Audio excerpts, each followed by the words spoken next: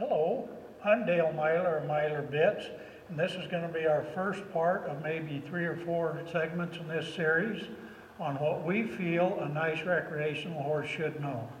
And the reason we're showing this is because we try and keep our horses as relaxed as possible, and we want to show that we can do these things and still have our horse relaxed. So the first thing we're going to talk about, oh, by the way, before we get into this, I would like to say hello to Julie and Heidi and the gang out in Colorado and let them know that solid, I do have it on. I appreciate all your help. So when it comes to safety around the horse, I want a horse to stand still to start with. So I want to be able to walk around him and have that horse be here. Hey, get your head up. Get your head up. And I don't want him messing around like that.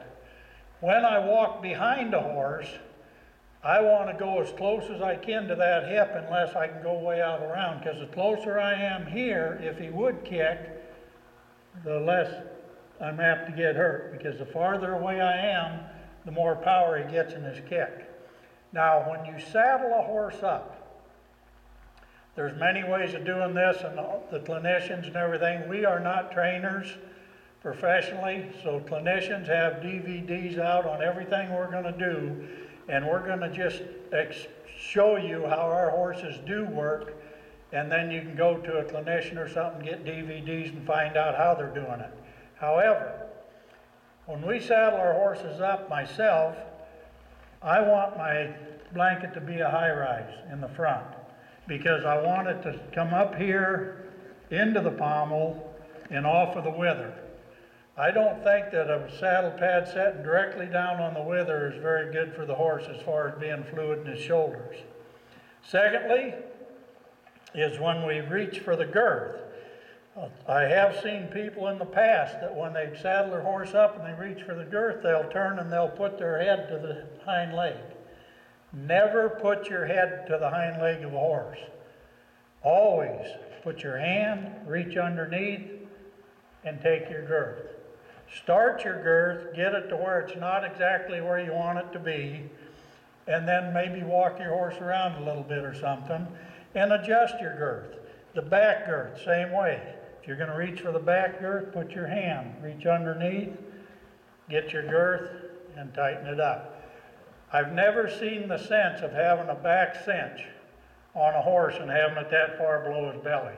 It was designed to keep your saddle from lifting up on these horses, for roping horses and things. So if it's that far below the belly, what good's it doing you? And also, if a horse kicks up at a fly or something, he can possibly get his leg between there.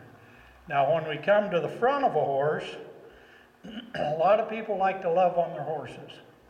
I've seen people over the years, in what we do, they'll come up here and they'll just be all lovely to their horses and everything, and I think that's great. Nobody loves their horse any more than we love our horses. However, always protect yourself. Always have your hand on the muzzle and then reach up and do anything you want to do. I remember one time my brother Ron was telling me that he was at a cutting in Houston, Texas. The horse came out, a lady came up to the horse and was loving on the horse and everything, and the horse reached up and took the lips right off her face. Always have a protection, and then do whatever you want to do. Now, here's something that I learned just in the last couple of years. I'm 69 years old, and it took me this long to watch somebody to see how it was done, and that happened to be Dr. Robert Myler. And when it comes to cleaning feet, how many times have you reached down and you're trying to pull that foot and grab it and lift it up? Where if you just reach here, squeeze the chestnut of that horse, pick the foot up, you can go ahead and clean the foot. And then just put the foot back down. So I found that out a couple of years ago, and I've kicked myself ever since then that I didn't know it a lot earlier. So this is what we would consider safety around a horse when we tack our horses up. When we bridle our horses, we'll take this bridle off to show you. When we take a head stall off, we will loosen it here, and we'll drop it down. and we'll unhook the curb here. This curb's got a little hook. You wouldn't necessarily have to unhook the curb if you drop your headstall, but it makes it easier to take off of the horse. It makes it easier to put it back over top of the ears. And then, if you didn't attach your curb, it's right there, and then we just lift it back up. The other thing that I do is, because I think it's just being courteous to my horse, I will reach around the front and I will shake my bridle bit. So then I'll just attach everything and get it the way I want it.